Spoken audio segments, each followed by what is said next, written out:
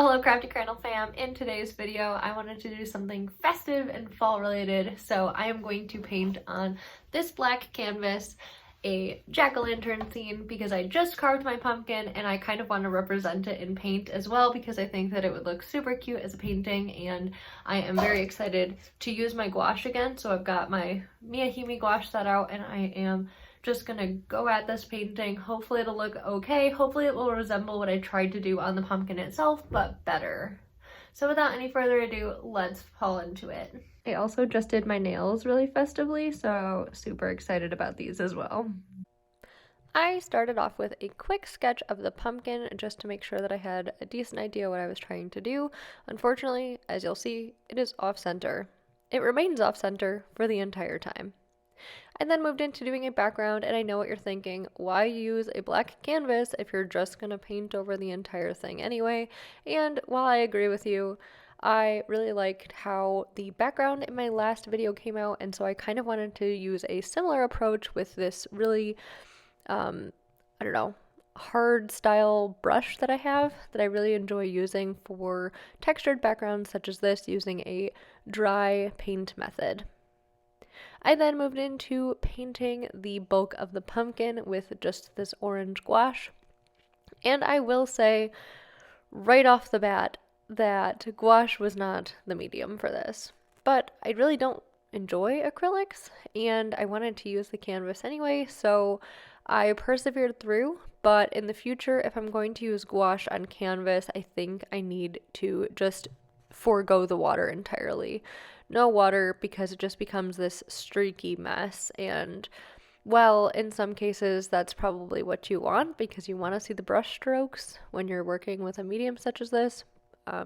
I just didn't. So now I know, don't use gouache on it, but for this piece I think it's fine. I'm not going for a Picasso here. I'm just having fun painting my jack-o'-lantern. Now, I will say it was almost easier to make the jack-o'-lantern than it was to make this painting. But I didn't film the process of making the jack-o'-lantern for you all because that is something I do with my family and I really enjoy it, and I wanted to be present with them while I was making my jack-o'-lantern.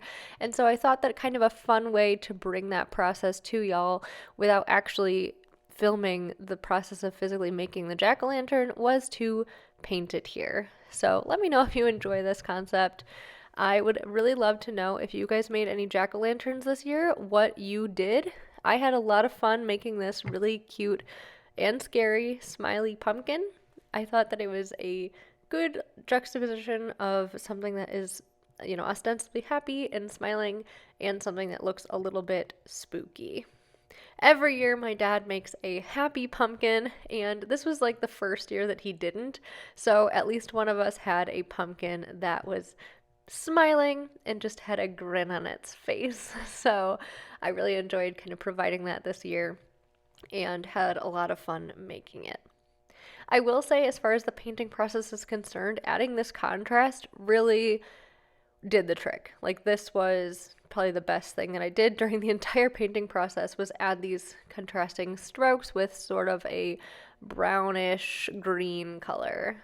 I tried to use blue and just really desaturate it with the orange to make more of a brown, but honestly on this it kind of looks more like a green. So regardless, it worked great. I think that I should have probably added more shadows to kind of push this a little bit further, but at least now, while the paint is wet, it looks really cool. The whole thing ended up being a little bit desaturated by the end, just because, I think partially because I was painting on a black canvas, and also because, again, I added too much water to my gouache.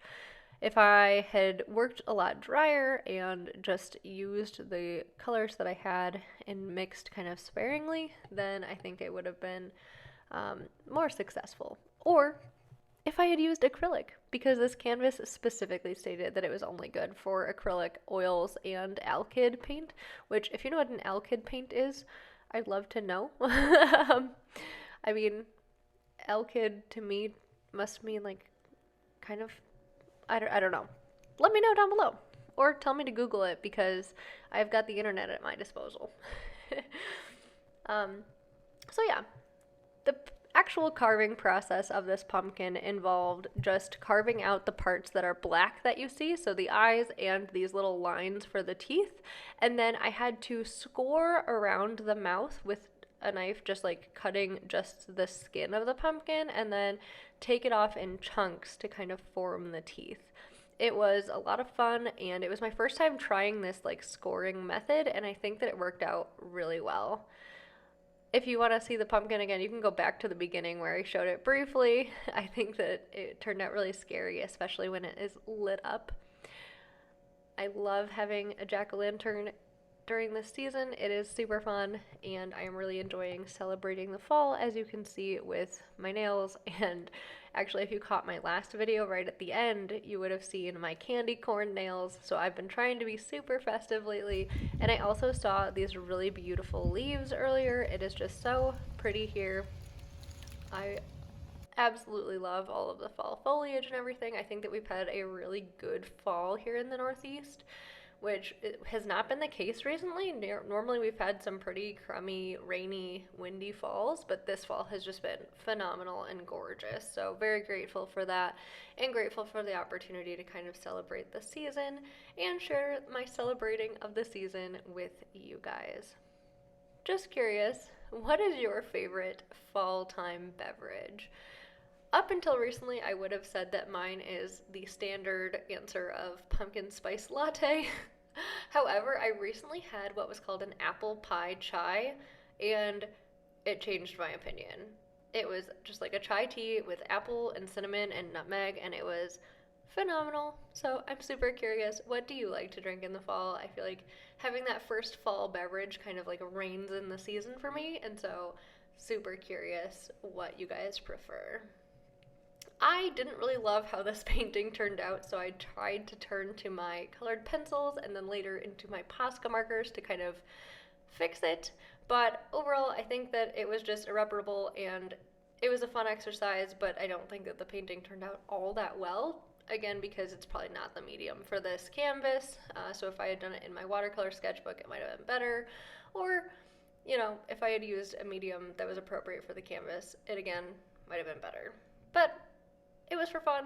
I really enjoyed the process, and I really encourage you guys to just have fun this fall. Enjoy. Happy Halloween, everyone, and I can't wait to just continue enjoying it with y'all. Thank you guys so much for watching. I do really appreciate it. Again, feel free to like this video if you liked it. Consider subscribing to my channel down below. Hit that post notification bell if you want to be notified every time that I post, and I will catch you guys in the next one. Bye!